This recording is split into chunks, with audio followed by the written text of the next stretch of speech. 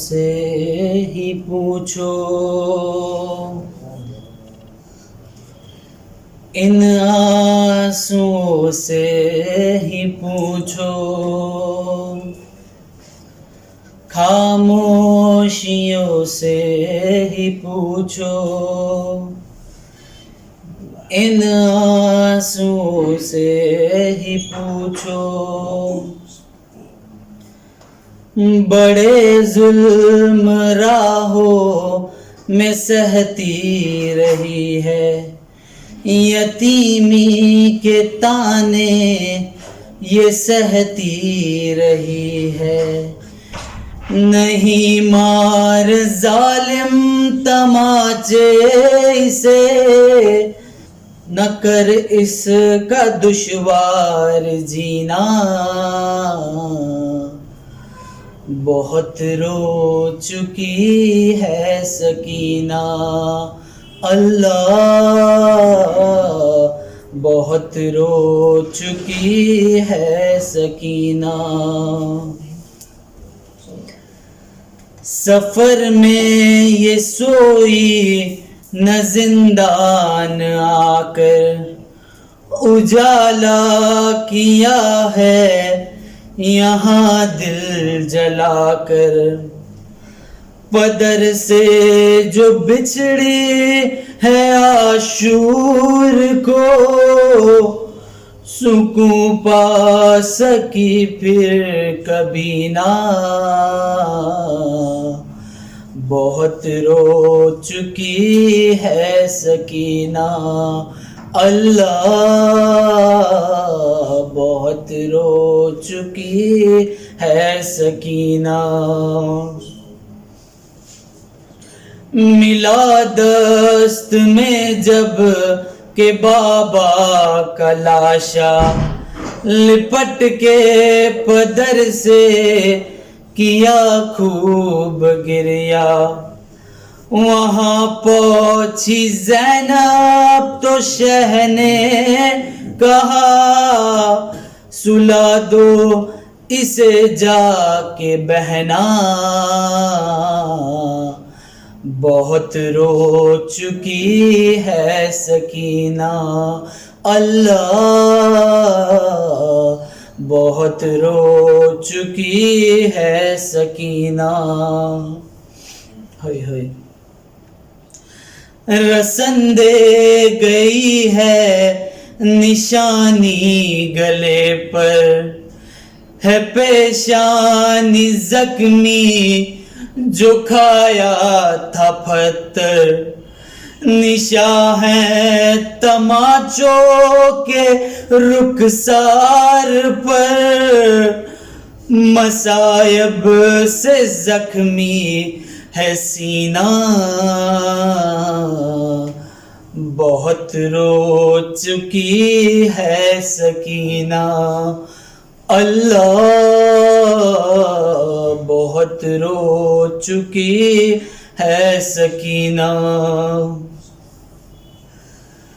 کبھی اپنے بابا کے قاتل سے ڈر کر، کبھی روئی زندہ میں تنہائیوں پر، کبھی بولی زینب کہ اب گھر چلو، ہوا ایک برس ایک مہینہ،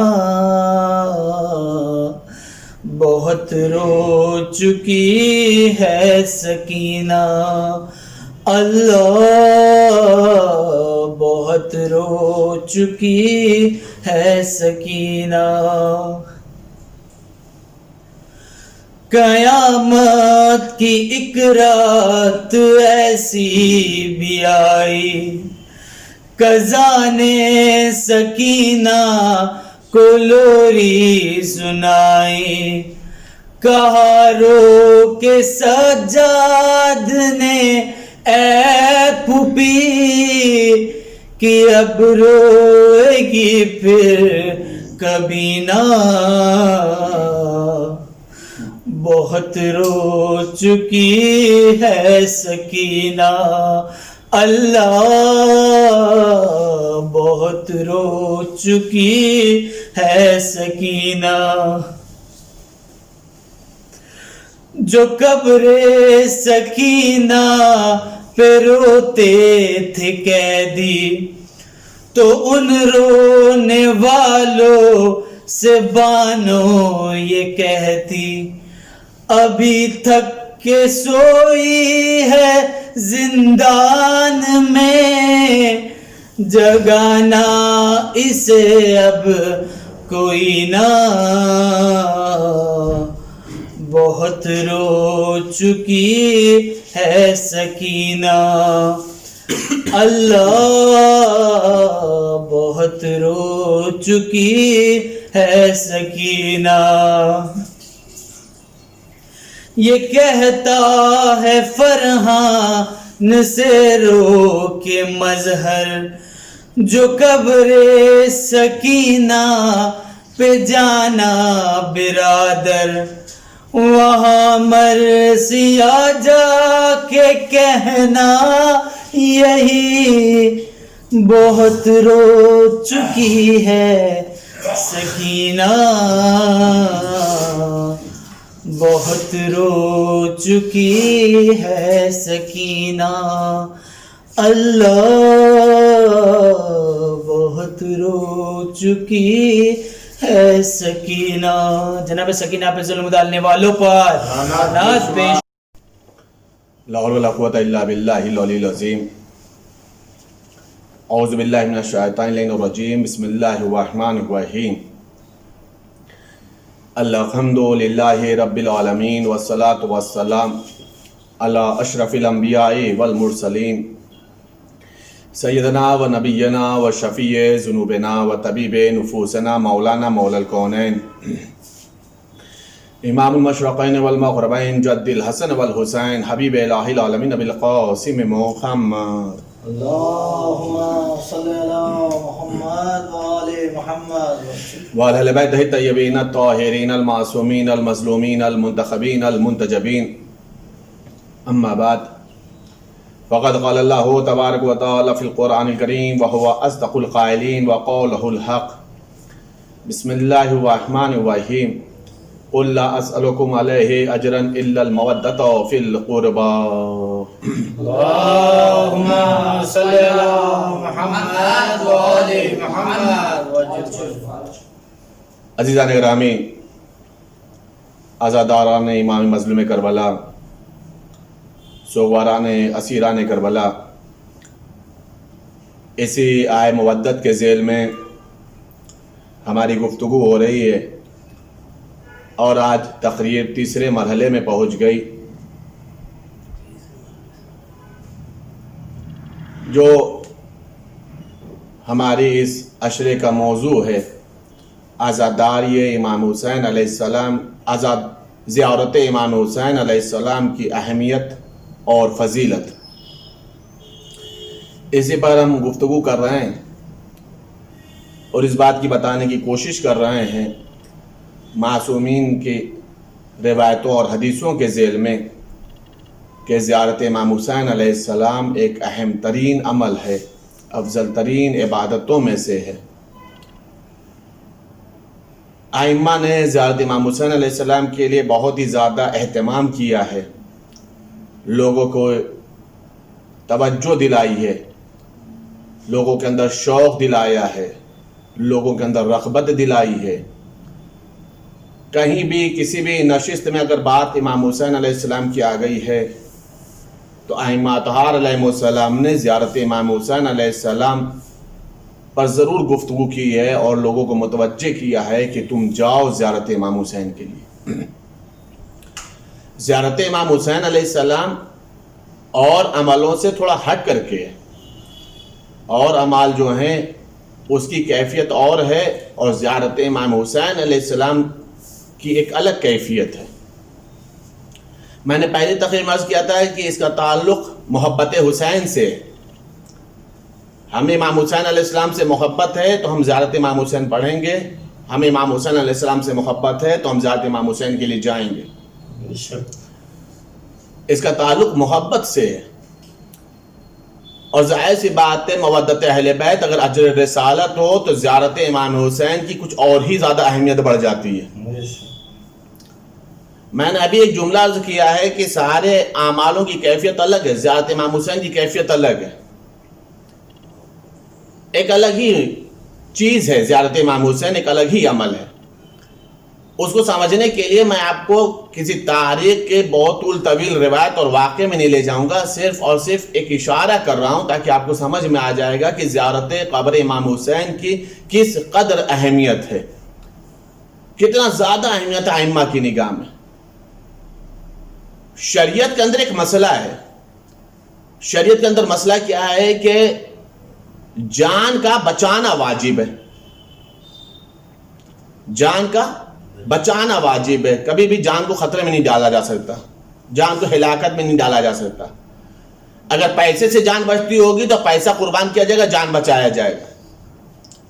ہر حالت میں جان کا بچانا واجب ہے، اسی لیے شریعت میں خودکشی حرام ہے۔ کیوں؟ اس لیے کہ جان کے مالک ہم نہیں ہیں،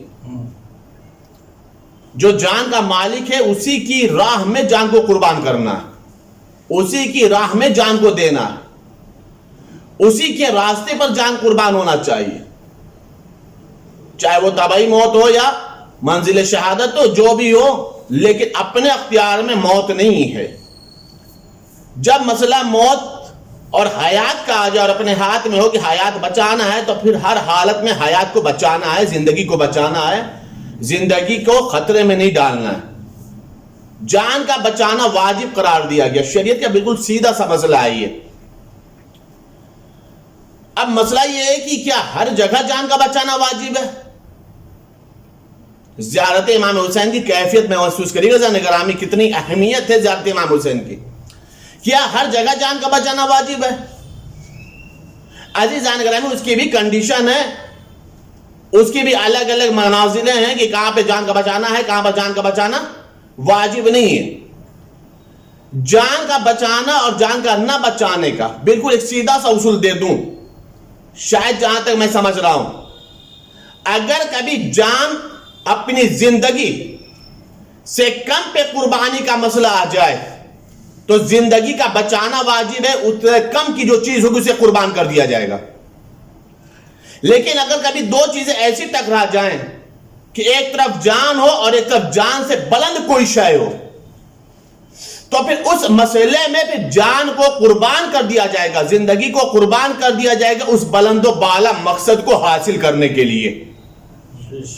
یعنی زندگی سے کم پہ زندگی نہیں قربان ہوتی ہے۔ زندگی کب قربان ہوتی ہے؟ جب زندگی سے بلند و بالا شے ہو تو وہاں پر زندگی قربان ہو جاتی ہے۔ شریعت کا اتنا بالکل آسان سا یہ اصول ہے عزیزان گرامی کہ کہاں پہ جان کو بچانا ہے، کہاں پر جان کو نہیں بچانا ہے۔ اگر زندگی سے کم کا مسئلہ آ جائے گا تو زندگی بچائی جائے گی، اس کم چیز کو قربان کیا جائے گا۔ زندگی سے بلند و بالا شے کا مسئلہ آئے گا تو اس بلند و بالا شے کو حاصل کیا جائے گا، زندگی کو قربان کر دیا جائے گا۔ اسی اصول کے تحت آپ زیارت امام حسین کی اہمیت کو سمجھ لیجیے عزیزان گرامی۔ امام حسین تیسرے امام ہیں، پھر چوتھے امام، پانچویں امام، چھٹے امام، ساتویں امام، آٹھویں امام، نویں امام، 10ویں امام اور پھر 11ویں امام، اور 12ویں امام کا زمانہ وہ ہے جو غیبت صغرا کا ہے، اور غیبت صغرا کے بعد ابھی غیبت کبرا چل رہی۔ لیکن 4 امام سے لے کر کے 11 امام تک کی بات کروں جہاں پہ لوگ آمنے سامنے ائمہ کو دیکھ رہے تھے، امام کو دیکھ رہے تھے، امام سے ملاقات ہوتی تھی، امام سے مسائل پوچھے جاتے تھے، امام ان مسائلوں کا جواب دیتے تھے۔ متوجہ رہیے گا گرامی، جہاں پر جان کا مسئلہ آیا ہے وہیں پر امام نے یہ بھی فرمایا وضو ایسے نہیں ایسے کر لو۔ بھائی میں پوری طول طویل روایتوں میں واقعات میں نہیں جانے والا، صرف اور صرف یہ بتا رہا ہوں جب جان کا مسئلہ آیا تو امام موسیٰ کاظم علیہ السلام نے کیا فرمایا؟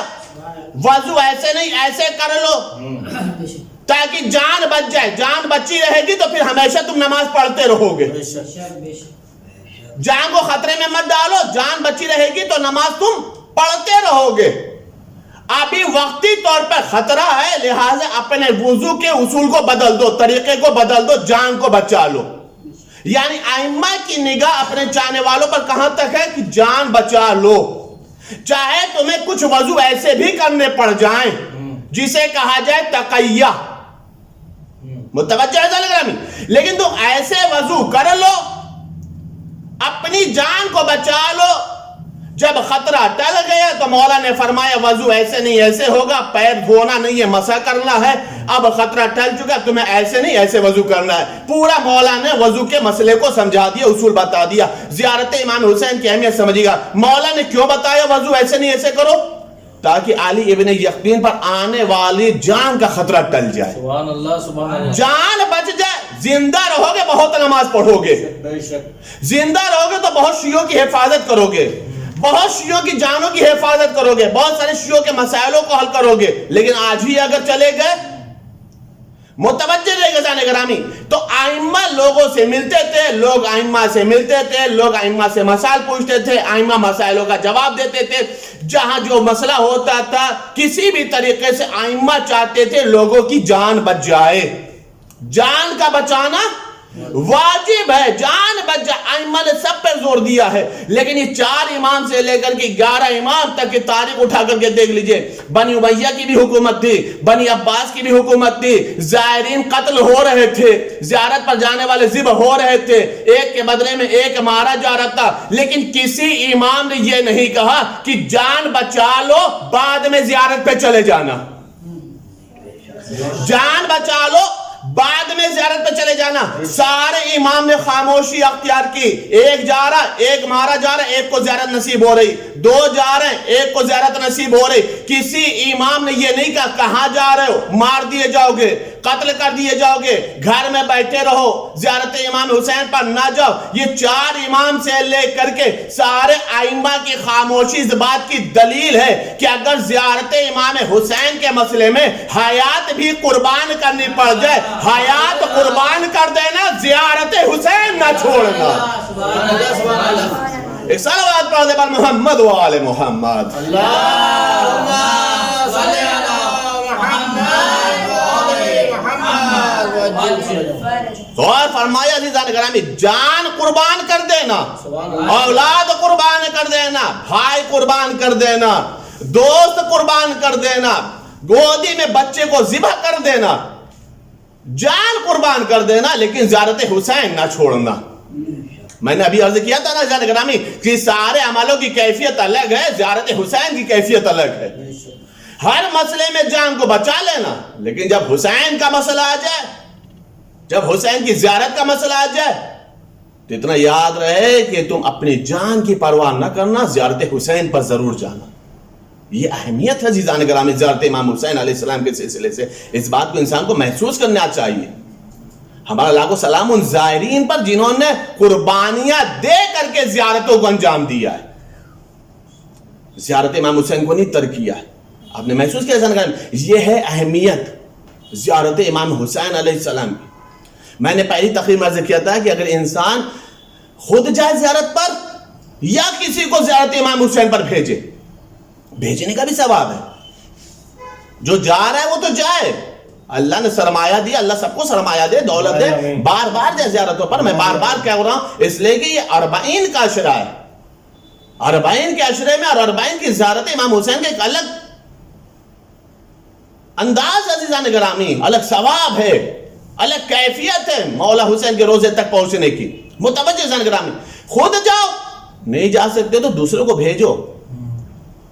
بار بار جا رہے ہو کسی کی سپورٹ کر دو، کسی کی مدد کر دو تاکہ وہ بھی زیارت حسین کر لے۔ تاریخ میں بہت سارے ایسے بھی واقعات ہیں کہ جو نہیں جا سکے نا زیارت پر، لیکن شوق تھا، محسوس کریے گا جانے گرامی، لیکن شوق تھا تو خود مولا حسین اس کے خواب میں آ گئے۔ تاریخ میں ایسے بھی واقعات ہیں کہ جہاں پر مولا حسین خود خواب میں آ گئے، کیا ہوا تو نہیں آ سکتا ہم تک، ہم تو تیرے پاس آ سکتے ہیں۔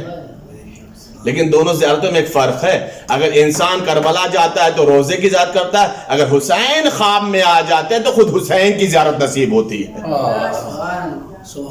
خود حسین کی زیارت نصیب۔ ایسے بھی تاریخ میں بہت سارے واقعات ہیں، لیکن بہرحال اگر انسان جائے یا پھر کسی کو بھیجے، کسی کو بھیجنا اس کا بھی بہت زیادہ ثواب ہے۔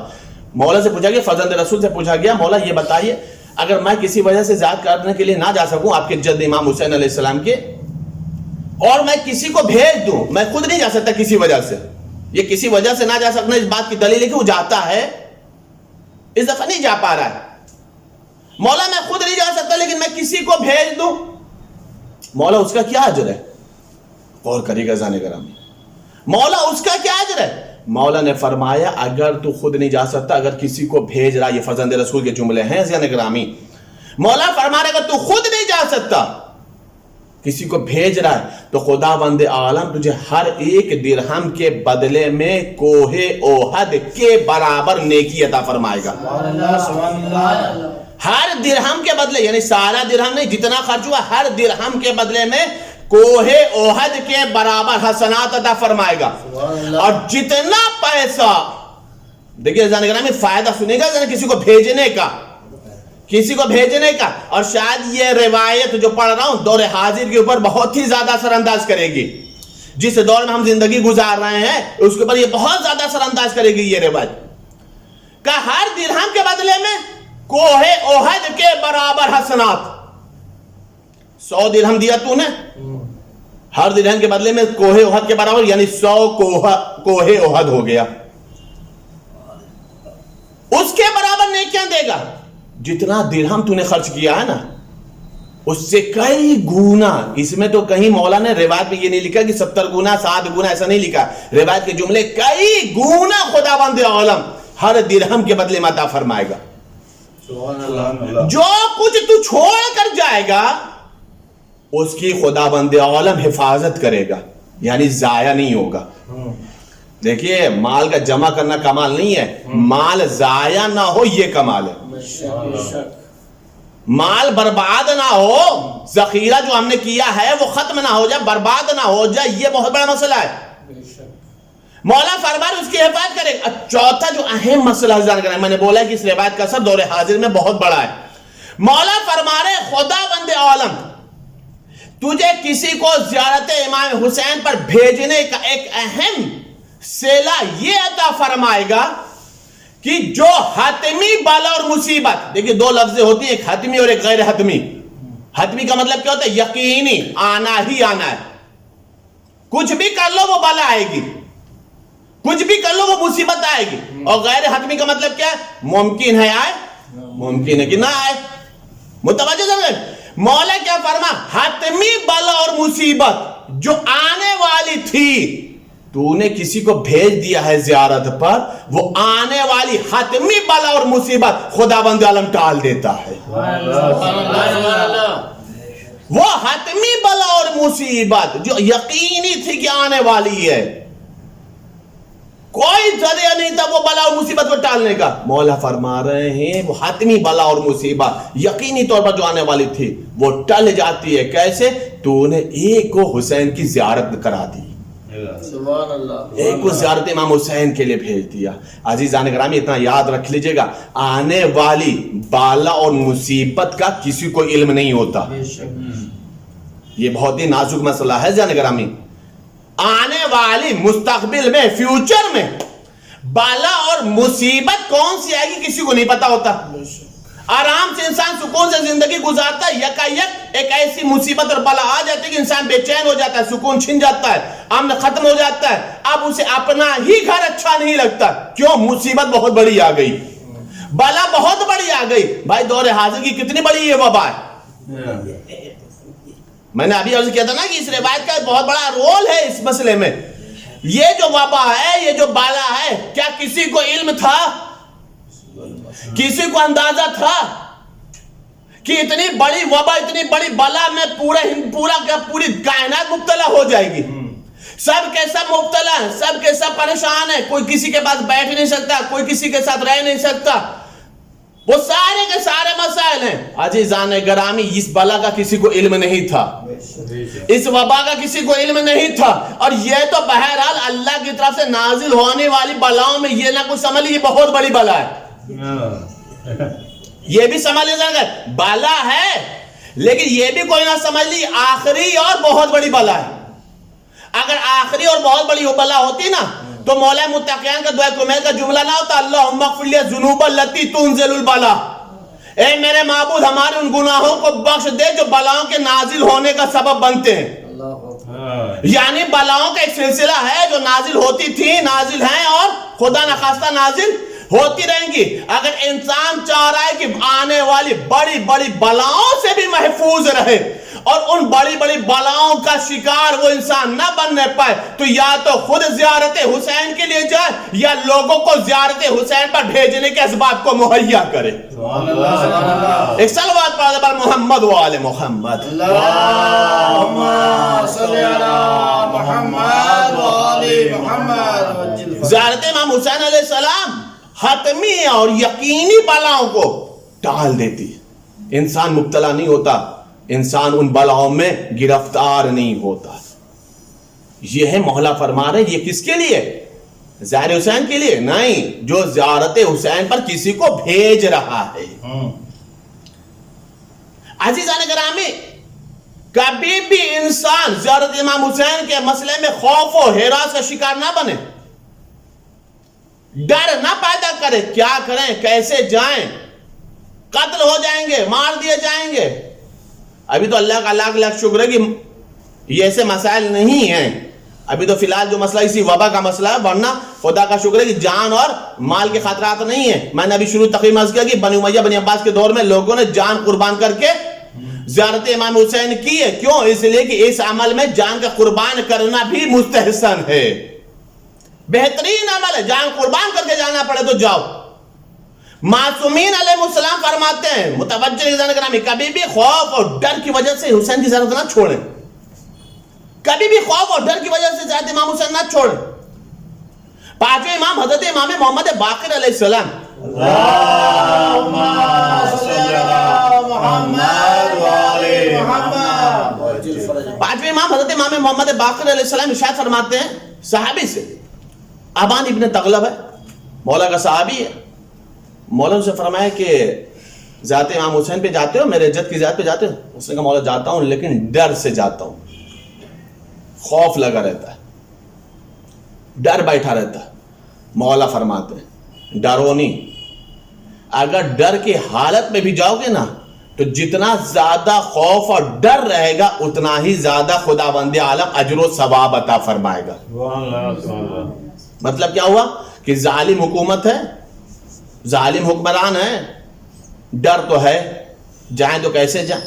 مولا فرما رہے اس میں زیارت مت کرو، اس ڈر کے ساتھ جاؤ، اس خوف کے ساتھ جاؤ زیارت امام حسین کرنے کے لیے. جتنا خوف اور ڈر ہوگا اتنا ہی زیادہ تمہیں خداوند عالم اجر و ثواب عطا فرمائے گا. یہ تو ہوا اجر و ثواب. اب اس کے بعد مولا فرما رہے کیا ہوگا؟ متوجہ رضوان گرامی، قسم خدا کی یہ وہ روایتیں ہیں کہ جس کے اوپر انسان سوچے اور پڑھے اور سوچے، غور و فکر کرے تو پھر سوچے گا کیوں نہ میں اپنی پوری زندگی کربلا میں گزار دوں، کیوں نہ اپنی پوری زندگی کربلا میں اللہ کی نظر کر دوں. متوجہ سے نگرانی، مولا فرما رہے جتنا خوف و ہراس ہوگا، جتنا ڈر ہوگا اتنا زیادہ خداوند عالم اجر و ثواب عطا فرمائے گا. ایک مسئلہ کا. دوسرا مسئلہ یہ ہے کہ جب میدان محشر میں سب کے دل میں خوف ہوگا، زائر حسین کے دل میں خوف نہیں ہوگا. سبحان اللہ سبحان اللہ. خوف تو ہوگا نا میدان محشر میں. کہا کہ زائر حسین کے دل میں خوف نہیں ہوگا، ڈر نہیں ہوگا، اسے سلامتی کے ساتھ اٹھایا جائے گا، مغفرت کے ساتھ اٹھایا جائے گا. مغفرت کے ساتھ اٹھایا جانا مطلب یہ کہ زائر حسین بخشا ہوا ہے.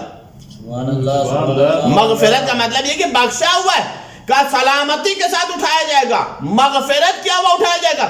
اس کے بعد دو جملے قیامت کے ہیں، فضیلت سمجھے گزانے گرامی. زیارت امام حسین کی اہمیت اور فضیلت سمجھے گا. مولا فرما رہے پانچویں امام فرماتے ہیں ملائکہ آئیں گے اسے سلام کرنے کے لیے، اور پیغمبر اکرم آخری نبی آئیں گے اس کے چہرے کی زیارت کے لیے. پیغمبر اکرم اس کے چہرے کی زیارت کے لیے، اس کے دیدار کے لیے. یہ میرے لال کا ظاہر ہے، یہ میرے نواسے کا ظاہر ہے، ہم اس کی زیارت کے لیے جا رہے ہیں. عزیزان گرامی، سوچنے والی بات ہے، پوری کائنات جس کی زیارت کی متمنی ہے اسے خاتم النبیین کہا جاتا ہے. اور خاتم النبیین جس کی زیارت کے لیے آ جائیں سبحان اللہ اسے زائر حسین کہا جاتا ہے، اسے زائر حسین کہا جاتا ہے۔ بہت بڑی عظمت ہے جان گرامی زیارت امام حسین علیہ السلام، بہت بڑی فضیلت ہے۔ امام حسین سے جو چیزیں نسبت رکھتی ہیں نا، جو بھی چیز حسین سے نسبت رکھتی ہے، ان تمام چیزوں کو خداوند عالم نے اہمیت دی ہے، ان تمام چیزوں کو اللہ نے اہمیت دی ہے۔ میں آپ کے سامنے ایک روایت پڑھوں، آپ کو اس سے اندازہ لگے گا کہ کیا ہے حسین اور کیا ہے حسین سے نسبت رکھنے کی چیز۔ آپ یہ مشہور و معروف حدیث سنتے رہتے ہیں نا، من بکا او ابکا او تباکا وجبت لہ الجنہ، جو روئے رولائے یا رونے جیسی صورت بن اس پر جنت واجب ہے۔ ایک حسین 3 کیفیت پر جنت واجب، رو لو تو جنت، رولا دو تو جنت، رو نہیں سکتے، رولا نہیں سکتے، رونے جیسا چہرہ تو بنا سکتے ہو، اس پر بھی جنت، اس پر بھی جنت۔ یہ الگ مسئلہ کہ معرفت کے ساتھ، حق معرفت ہو، معرفت حسین ہو، اس کے ساتھ جنت کو واجب قرار دیا گیا۔ متوجہ ذہن گرامی، معیشت کے سلسلے سے ایک روایت ہے، روایت سنیے گا ذہن گرامی، بہت ہی اہم روایت ہے کہ خداوند عالم جب میدان معیشت میں فیصلہ سنا دے گا، یہ جنت میں جائے یہ جہنم میں جائے، فیصلہ ہو رہا ہے، تو ایک شخص ہوگا جس کے نام اعمال میں صرف اور صرف برائیاں ہیں، اچھے اعمال نہیں، اچھے اعمال نہیں۔ اب ظاہر ہے جب اچھے اعمال نہیں تو کہاں جائے گا؟ جہنم میں۔ جہنم کے فرشتے اسے لے کے جا رہا ہے، حسین کیا ہے سمجھیے گا ذہن، لے کر کے جہنم کی طرف جا، ان قریب ہے کہ جہنم کے کنویں میں ڈال دیں، جہنم میں ڈال دیا جائے۔ اب آج قدرت ہے کہ رک جاؤ، جہنم میں مت ڈالو، آواز قدرت آئے گی رک جائے، جہنم میں مت ڈالو۔ میرے معبود کیوں؟ کہ اس کی ایک امانت میرے پاس ہے، ایک امانت اس کی میرے پاس ہے، پہلی یہ امانت اسے دے دیتا ہوں، اس کے بعد تاریخ بتائے جب اس کی امانت اس کے حوالے کیا جائے گا تو دیکھا جائے گا کہ ایک چمکتا ہوا موتی ہے، گوہر دور چمکتا ہوا موتی ہے، یہ تیری امانت ہے۔ میرے معبود میں اس امانت سے تو انجان ہوں، مجھے نہیں پتا یہ امانت کیسی ہے، لیکن تو عالم الغیب ہے، تجھے معلوم ہوگا۔ کہاں؟ یہ وہ قیمتی موتی ہے جو تو نے حسین کے نام پر آنسو بہائے تھے، ایک قطرہ آنسو میں نے اسے موتی بنا دیا۔ سمجھی گا جانے گرامی، ایک قطرہ اشک۔ ابھی تو الحمدللہ عزادار امام حسین چیخ چیخ کر کے روتے ہیں، دہاڑے مار کر روتے ہیں، اشک عزت داڑھیوں سے آگے تک چلے جاتے ہیں، رخساروں پر آ جاتے ہیں، لیکن ایک قطرہ اشک کی بات کر رہا ہوں ابھی میں، روایت کے جو جملے ہیں، ایک قطرہ اشک میں نے اسے موتی بنا دیا۔ لے جاؤ اس موتی کو انبیاء کی صفوں میں لے جاؤ، پوچھو تو کہ اس موتی کی قیمت کیا ہے؟ ایک اشک، ایک اشک کا قطرہ انبیاء کی صفوں میں لے جاؤ، اوصیاء کی صفوں میں لے جاؤ، اولیاء کی صفوں میں لے جاؤ، پوچھو تو کہ اس کی قیمت کیا ہے؟ وہ لے کے جائے گا۔ اس کی کیا قیمت ہے؟ ہر نبی کہے گا مجھے اس کی قیمت کا اندازہ نہیں، لیکن ہے بہت قیمتی۔ مجھے اس کی قیمت کا اندازہ نہیں، لیکن ہے یہ بہت قیمتی۔ روایت کے جملے سب تک پہنچے گا، سب تک پہنچے گا۔ آخر میں حسین ابن علی کہیں گے لاؤ دیکھوں تو میں بھی یہ موتی۔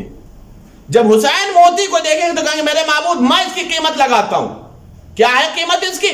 حسین بولو کہ میرے معبود کم سے کم اس کی قیمت ہے کہ اسے جہنم سے آزاد کر دے، جنت میں میرے ساتھ شامل کر دے، میرے ساتھ، میرے ساتھ۔ ایک قطرے اشک پر حسین اسے اپنے ساتھ جنت میں اپنے مقام عطا فرما دیتے ہیں۔ میرے معبود اسے تم میرے ساتھ رکھ دے۔ آواز قدرت آئے گی حسین تم نے بخش دیا تو میں نے بخش دیا، اور تم نے یہ خواہش کر دی کہ جنت میں تمہارے چاہے مقام میں اسے چاہیے جگہ، تو میں نے اسے وہی بلند و بالا درجہ دیا۔ سوچو عزیزان گرامی، حسین کے نام پر ایک اشک عزا کی یہ اجر ہے، تو حسین کی زیارت کا اجر کیا ہوگا؟ حسین کے روزے کے کوئی دیدار کر لے کیا ہوگا؟ حسین کی راہ میں قربانیاں دے دے تو کیا ہوگا؟ حسین کی راہ میں ایثار کرے تو کیا ہوگا؟ فداکاری کرے تو کیا ہوگا؟ کوئی سمجھ نہیں سکتا ایسا نکلا۔ ایک قطرہ عشق کی یہ قیمت ہے کہ حسین کہیں میرے معبود اس پر جہنم حرام کر دے, اس کو جنت میں ہمارے ساتھ شمار کر دے. ایک قطرے عشق. عزیزان گرامی, بس آخری یہ بات عرض کر رہا ہوں, میں مسائل پر آ جاؤں. جو چیزیں آسانی سے مل جاتی ہیں, جو چیزیں آسانی سے مل جاتی ہیں نا, اس کی قدر کم ہوتی ہے, اور جو چیزیں جافشانی سے ملتی ہوں, قربانیوں سے ملتی ہوں نا, اس کی بہت قدر ہوتی ہے. یہ ازائے حسین ہے نا, عزاداری حسین,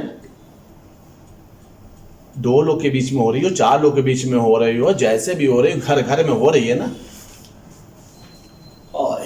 لیکن یہ عزاداری ہم لوگوں کو بہت آسانی سے مل گئی. ہم نے قربانی نہیں دی, ہم نے کوئی قربانی نہیں.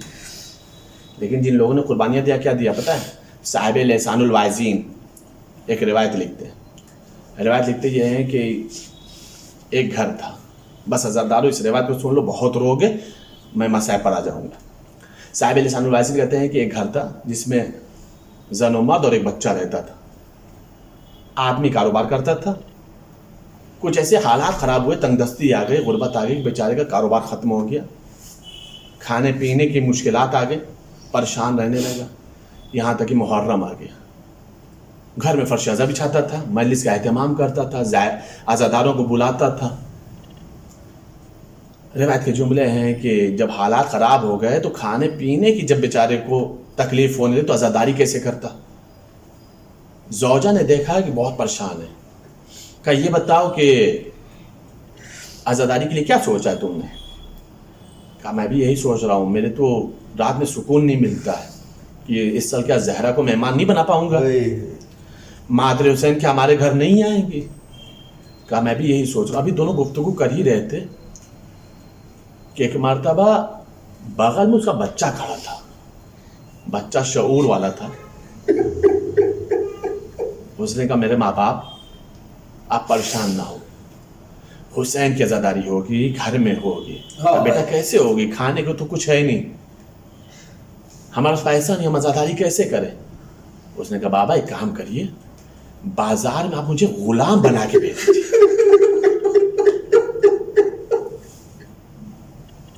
قیامت کی روایت عزادارو سننا, بابا مجھے بازار میں غلام بنا کر کے بھیج دیجیے. صاحب علیہ السلام کہتے ہیں کہ بیٹا تو غلام بنے گا؟ اس نے کہا بابا میں غلام بنوں گا, حسین کی عزاداری ہوگی. ماں سے پوچھا, ماں بھی راضی ہو گئی, کہا ہم اپنا بچہ بیچ دیں گے, بازار میں غلام بنا کر کے فروغ کر دیں گے. صبح ہوئی, جب صبح ہوئی ہے تو بچے کو تیار کیا, بازار میں لے گیا اور لے جا کر کے بیچنے کے لیے. کہا یہ میرا غلام ہے, خرید لو تم لوگ. ایک نے قیمت لگا دی, اس کو خرید لیا. جب جانے لگا تو بچے نے ایک جملہ کہا, بس اتنا دیر رک جاؤ کہ میں اپنے آقا سے مل لوں.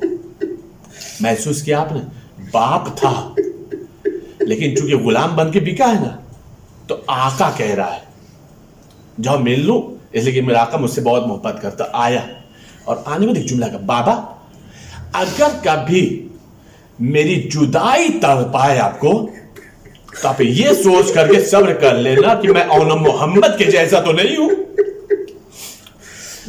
میں قاسم کے جیسا تو نہیں ہوں. جب ام فروہ قاسم کے بغیر رہ سکتی ہے, زینب اون محمد کے بغیر رہ سکتی ہے, رباب علی اصغر کے بغیر رہ سکتی ہے, تو آپ بھی میرے بغیر رہ لینا. ہاں ماں سے ایک بات کہہ دینا. کہا بیٹا کیا بات کہوں گی؟ کہا ماں سے کہہ دیجئے گا کہ جب شام میں عزا خانے میں شمع روشن کرے تو ایک شمع میری طرف سے جلا دے گا, ایک شمع میری طرف سے بھی روشن کر دے گا, اس لیے کہ میں شہدائے کربلا کے نام پر شمع کو روشن کیا کرتا تھا. کیا پتہ مجھے آقا مجھے شمع روشن کرنے دے یا نہ دے. ٹھیک ہے, چلا گیا. جس نے خریدا تھا, اتفاق کی بات یہ کہ اس کے پاس بیٹا نہیں تھا, بیٹیاں بہت کئی تھی. جب بیٹیوں نے اس کے دیکھا نا تو اس نے ایک جملہ کہا, بابا یہ غلام بنا کے نہیں رہے گا, یہ ہمارا بھائی بن کر کے رہے گا, یہ ہمارا بھائی بن کر کے. اللہ نے مجھے بھائی نہیں دیا ہے, آپ نے لے آئے تو یہ میرا بھائی رہے گا. گھر میں رہنے لگا. رات ہو گئی. جب رات ہو گئی ہے تو روایت ہے تو پیسہ لے کر کے آیا تو عزاداری کرنے لگا. فرش ازا کو بچھایا, محلے والوں کو بلایا, بتایا میرے گھر پہ حسین کی مجلس ہے آ جانا, روایت کے جملہ سننا. سب مجلس ہو گئی, سارے زائرین چلے گئے. ایک مرتبہ اس آدمی نے کیا دیکھا کہ زوجہ بے قرار رو رہی ہے, تڑپ تڑپ کے رو رہی ہے. ایک مرتبہ شانے پر ہاتھ رکھا, کیا بیٹے کی یاد آ رہی ہے اس لیے آنسو نہیں تھمتا؟ اس نے کہا نہیں میں بیٹے کی جدائی میں نہیں رو رہی. کہا پھر؟ کہ اس لیے رو رہی ہوں کہ ہر سال میرے گھر میں 3 عزادار تھے, اس سال صرف 2 ہی عزادار, اس سال سے 2 ہی عزادار بچوں. روایت کے جملے ہیں, ادھر تو یہ میاں بیوی کی کیفیت ہے, زن و مرد کی کیفیت ہے. رات ہو گئی, دونوں نے اپنے بستر بچھائے سو گئے. ایک مرتبہ رات میں ادھر آقا نے خواب میں کیا دیکھا کہ خاتم النبیین آئے ہوئے ہیں, اور آنے کے بعد کہہ رہے ہیں تو نے جسے خریدا ہے نا وہ میرے حسین کا عزادار ہے, وہ میرے حسین کا عزادار ہے, تو لے جا اس کے والدین کو واپس کر دے. دیکھو جتنی قیمت تو ان سے لی ہے نا میں اس سے زیادہ دوں گا, لیکن تو اسے واپس کر دے. صبح ہو گئی, ایک مرتبہ سوداگر لیے ہوئے چلا آیا. جیسے دروازے پر پہنچا ہے نا تو ایک مرتبہ لڑکے کے باپ نے ہاتھ جوڑ کر ایک جملہ کہا, دیکھو اگر اس سے کوئی خطا ہوئی ہے نا تو میں معافی مانگتا ہوں, لیکن میں اس کے بدلے میں پیسہ نہیں دے سکتا. کہا کیوں؟ کہ اس لیے کہ میں نے وہ پیسہ حسین کی عزاداری پہ خرچ کر دیا, حسین کی عزاداری پہ خرچ کر دیا.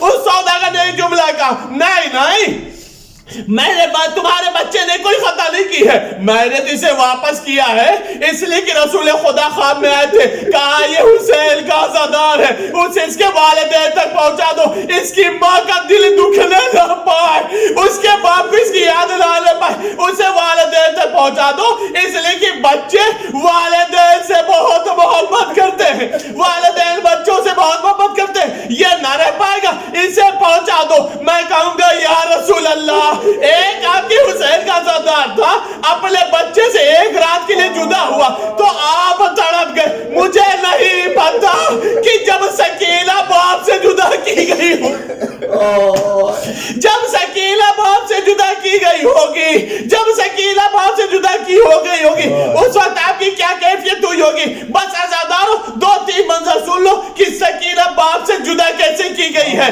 کس انداز سے جدا ہوئی ہے. پہلا منظر وہ ہے کہ جب حسین کے سینے پر آخری رخصت آخر کے لیے آئے ہیں اور سکینہ سوئی ہے تو ایک مرتبہ فوراً ہی بیدار ہوئی, بابا خدا حافظ. کا بیٹی آپ نے مجھے خدا حافظ کیوں کہا؟ کہ بابا ارے جیسے ہی میری آنکھ لگی تھی دادی سیدہ خواب میں آئی اور انہوں نے ایک جملہ کہا, اے بیٹی سکینہ ارے اپنے بابا کو رخصت کر دو, میں تمہارا کا انتظار کر رہی ہوں. یہ پہلی مرتبہ سکینہ اپنے بابا سے جدا ہوئی ہے. اور ایک منزل وہ ہے صاحبانہ اولاد سننا, بس مجلس تمام ہو گئے. ارباب مقاتل کہتے ہیں جس انداز سے سکینہ کو باپ سے جدا کیا گیا ہے اس انداز سے کسی کو نہیں جدا کیا گیا. پتہ ہے سردارو 11 محرم کو جب اپنے وارثوں کے جنازے پر پامال لاشوں کے ٹکڑوں پر اپنے آپ کو بیویوں نے گرایا ہے نا, ایک مرتبہ سکینہ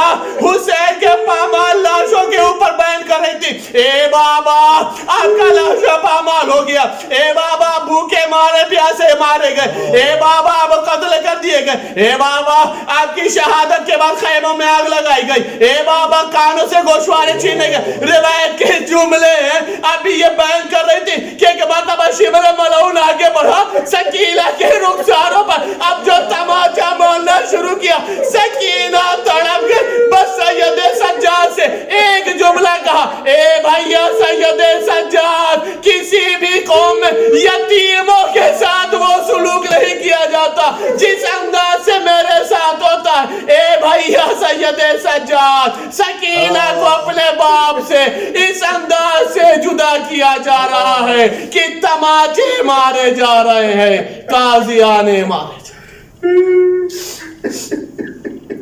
سيعلم الذين ظلموا أي منقلب ينقلبون إنا لله وإنا إليه راجعون. پہلے تو جو آستا محمد علی محمد کا میں اس مختصر لیکن اہم اعمال کو قبول فرما, ہمارے اشکال کو مال زہرا میں جگہ عطا فرما, ہمارے اشکال کو شفاعت و نجات کی ضمانت بنا, بچے اسلام کو بلندی عطا فرما, پرچم کفر شرک نفاق و سنگو فرما الہی تمام تبات علیہ کی حفاظت فرما الہی تمام آفات اور سماعی بلاؤں سے محفوظ رکھ الہی امام زمانہ کے زور میں تعجیل فرما الہی ہم سب ان کے عوانوں سے ہمیں شمار فرما الہی امام زمانہ کو سلامتی عطا فرما الہی اللہم تقبل منا انکا انت السمیع العلیم بحق محمد وعلی بے گور و بے کفن رہا لاشا حسین کا بے گور بے کفن رہا لاشا حسین کا دفناتا کون قید تھا کنبا حسین کا بے گور بے کفن رہا لاشا حسین کا بے گور و بے کفن رہا لاشا حسین کا گردن میں توک ہاتھوں میں ہتھ کڑیاں پڑ گئی ہاتھ کڑیاں پڑ گئی ہاتھ کڑیاں پڑ گئی مجبور ہو کے رہ گیا بیٹا حسین کا بے گور بے کفن رہا لاشا حسین کا بے گور بے کفن رہا لاشا حسین کا کہاں یوں جلے ہوئے دامن کی روشنی دامن کی روشنی دامن کی روشنی بیٹی نے ڈھونڈ ہی لیا لاشا حسین کا بے گور بے کفن رہا لاشا حسین کا بے گور بے کفن رہا لاشا حسین کا سر کاٹا ظالموں نے لحد سے نکال کر لحد سے نکال کر لحد سے نکال کر اتنے ستم اٹھا گیا بچہ حسین کا بے گور بے کفن رہا لاشا حسین کا بے گور بے کفن رہا لاشا حسین کا کس کو خبر نہیں تھی کہ نیزے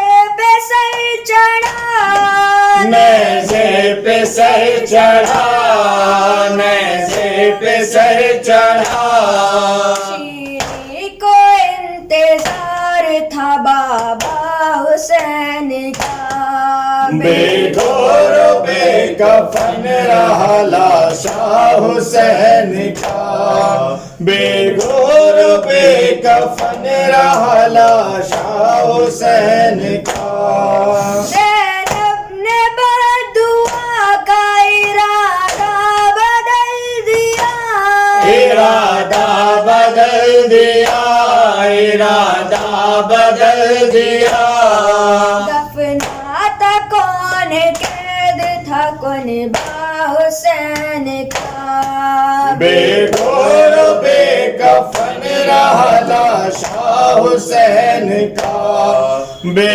گور بے کفن رہا لاشا حسین کا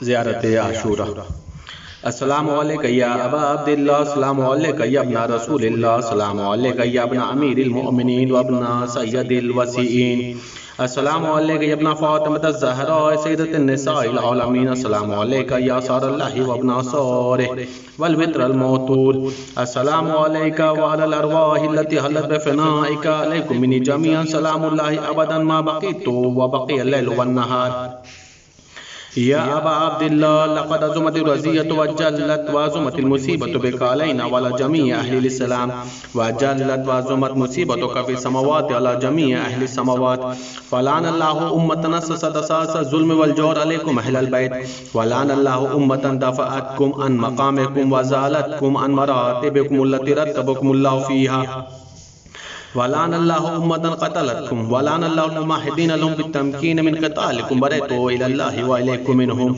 ومن أشيائهم وأتباعهم وأوليائهم يا أبا عبد الله إني سلم لمن سالمكم وحرب لمن حاربكم إلى يوم القيامة ولعن الله على زياد وعلى مروان ولعن الله بني أمية قاطبة ولعن الله ابن مرجان ولعن الله عمر بن سعد ولعن الله شمرا ولعن الله أمة أسرجت وألجمت وتنقبت وتهيأت لقتالك بأبي أنت وأمي لقد زم مصابي بك فأسأل الله الذي أكرم مقامك وأكرمني بك أن يرزقني طلب سارك مع إمام منصور من أهل بيت محمد صلى الله عليه وآله اللهم اجعلني عندك وجيها بلسان عليه السلام في الدنيا والآخرة يا أبا عبد الله إني أتقرب إلى الله ولرسوله وإلى أمير المؤمنين عليه السلام وإلى فاطمة الزهراء وإلى الحسن عليه السلام وإليك بموالاتك وبالبراءة ممن قاتلك ونسب لك الحرب وبالبراءة ممن أسس أساس الظلم والجور عليكم وأبروا إلى الله ولرسوله ممن أسس أساس ذلك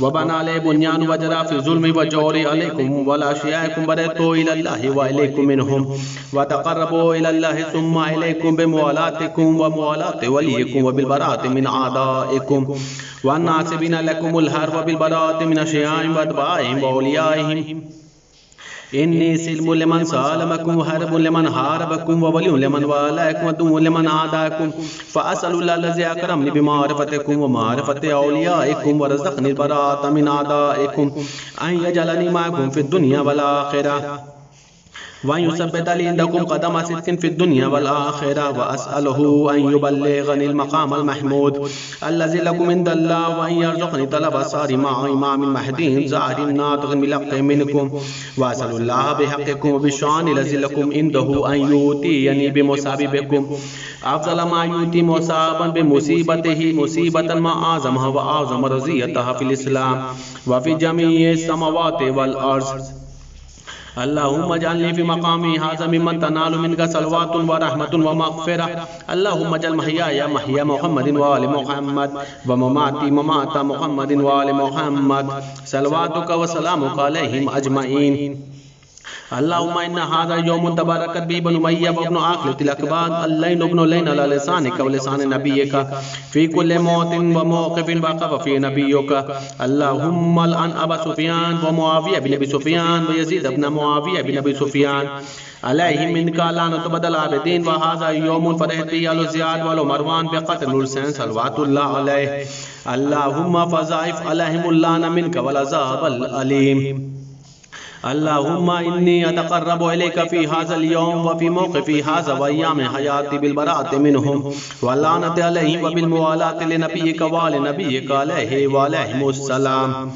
اللهم الآن أول ظالم ظلم حق محمد وآل محمد وآخر التابل ولا ذلك اللهم الآن الإصابة التي جاءت الحسين عليه السلام وشايت وبايت وتابت على قتله اللهم الآنهم جميعا السلام عليك يا أبا عبد الله وعلى الأرواح التي حلت بفنائك عليك مني سلام الله أبدا ما بقيت وبقي الليل والنهار ولا جعله الله آخر العهد مني لزيارتكم السلام على الحسين وعلى علي بن الحسين وعلى أولاد الحسين وعلى أصحاب الحسين اللهم خص أنت أول ظالم باللعن مني وابدأ بي أولا ثم الأنسان والثالث والرابع اللهم لن يزيد ابن معاوية خامسا والأن عبد الله ابن زياد وابن مرجانة وعمر ابن سعد وشمرا وآل أبي سفيان وعلى زياد وعلى مروان إلى يوم القيامة